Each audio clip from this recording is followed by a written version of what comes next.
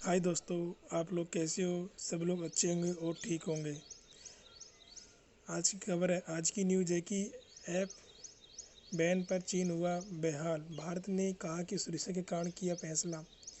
यदि इस वीडियो को जानना चाहते हैं तो पहले आप मेरे वीडियो को सब्सक्राइब और लाइक कर दीजिए, जिससे कि मेरा क्या नोटिफिकेशन बना रहे। जो भाई पहली बार विजिट कर रहे हैं और देख रहे हैं तो मेरे वीडियो को लाइक और शेयर कर दीजिए और कमेंट कर दीजिए। चलो हम वीडियो को शुरू करते हैं।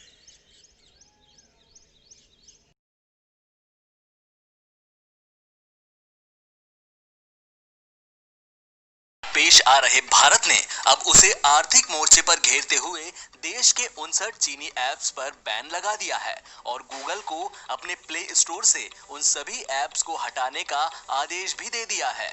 भारत की इस कार्रवाई से चीन अब घबरा गया है और इस पर दुख जताते हुए स्थिति पर नजर रखने की बात करने लगा है। अभी तक गलवान में हेकड़ी दिखा रहा चीन भारत के इस एक्शन के बाद अब अंतर्राष्ट्रीय कानून की दुहाई देने लगा है। चीन के विदेश मंत्री के प्रवक्ता झाओ लिजियान ने भारत में चीनी ऐप्स पर लगाए बैन पर प्रतिक्रिया देते हुए कहा कि चीन को काफी चिंता है और वह स्थिति की समीक्षा कर रहा है। उन्होंने कहा कि हम कहना चाहते हैं कि चीनी सरकार हमेशा से अपने कारोबारियों को अंतर्राष्ट्रीय और स्थानीय नियमों को पालन करने का कहती है। भारत सरकार को चीनी समेत सभी अंतर्राष्ट्रीय निवेशकों के कानूनी अधिकारों की रक्षा करने की जिम्मेदारी है। आपको बता दें कि भारत सरकार ने सोमवार को 50 से ज्यादा चाइनीज ऐप्स को बैन करने का बड़ा फैसला लिया था। बैन किए गए इन ऐप्स की लिस्ट में ढेरों पॉपुलर ऐप्स शामिल हैं, जिनमें टिकटॉक, यूसी ब्राउजर, हेलो और शेयर इट जैसे नाम हैं। ऐप्स को बैन किए जाने की वजह इनका चाइनीज होना ही नहीं है, बल्कि देश की सुरक्षा और एकता को बनाए रखने के लिए जरूरी कदम मानते हुए ऐसा किया गया है। करीब 59 ऐप्स को जल्द ही गूगल प्ले स्टोर और एप्पल स्टोर से हटा दिया जाएगा। कोरोना वायरस की वैक्सीन से जुड़ी तैयारियों का पीएम मोदी ने अपडेट लिया है। एक हाई लेवल मीटिंग में उन्होंने अधिकारियों से इस दिशा में उठाए कदम की जानकारी ली। पीएम मोदी ने अधिकारियों से कहा कि समय से टीका विकसित करने और लोगों तक पहुंचाने के लिए तकनीक का पूरा इस्तेमाल किया जाए। उन्होंने यह भी कहा कि बड़े स्तर पर टीकाकरण की योजना जल्द तैयार होनी चाहिए। भारत में एक कोविड-19 वैक्सीन का ह्यूमन ट्रायल शुरू हो गया है, बाकी 3 वैक्सीन डेवलपमेंट फेज में है। पीएम मोदी ने वैक्सीन डिस्ट्रीब्यूशन को लेकर कुछ सिद्धांत बताए हैं। सबसे पहले टीकाकरण उनका होगा जिन्हें खतरा ज्यादा है। ऐसे लोगों को आइडेंटिफाई किया जाएगा, जैसे doctors, nurses, health care professionals, non medical front line workers आदि। टीकाकरण में किसी तरह के निवास प्रमाण पत्र जैसी बाध्यता नहीं होगी। वैक्सीन न सिर्फ सस्ती होनी चाहिए, बल्कि सबके लिए सुलभ भी होना चाहिए। कोरोना काल में छठी बार देश को संबोधित करते हुए पीएम मोदी ने मंगलवार को गरीबों और जरूरतमंदों के लिए कई बड़े ऐलान किए।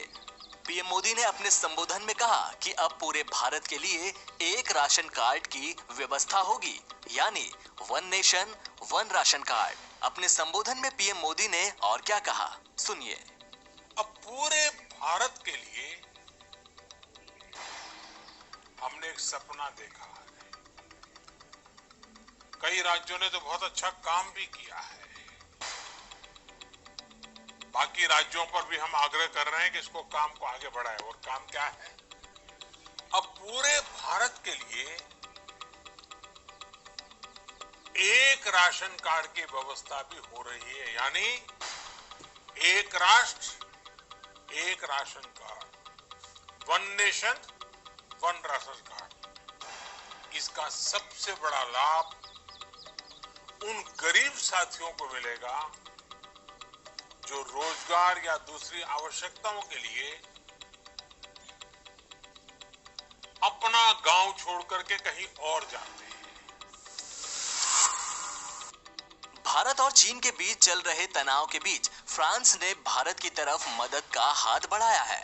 फ्रांस की रक्षा मंत्री फ्लोरेंस पार्ले ने कहा कि गलवान घाटी में चीनी सैनिकों के साथ संघर्ष में शहीद हुए भारतीय जवानों को श्रद्धांजलि देते हुए रक्षा मंत्री राजनाथ सिंह से मिलने की इच्छा जताई है।